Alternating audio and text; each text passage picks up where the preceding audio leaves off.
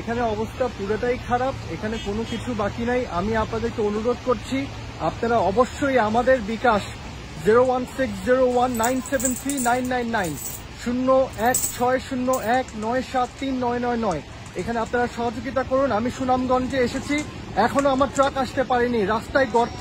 আমরা অপেক্ষা করছি। আপনারা বিকাশে আপনাদের যা যা আছে আপনারা দিয়ে যান, 10 টাকা, 20 টাকা, 50 টাকা। আমি আপনাদের দায়িত্ব নিলাম, আপনাদের টাকার আমানত আমি নিলাম, মানুষের কাছে আমি পৌঁছে দিয়ে আসবো।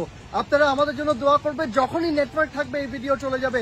আমি রাস্তায় দাঁড়িয়ে আছি, আপনারা দেখতে পাচ্ছেন, এখানে সব কোনো দিক কিছু বাকি নাই। আপনারা আমাদের জন্য দোয়া করবেন। আসসালামু আলাইকুম।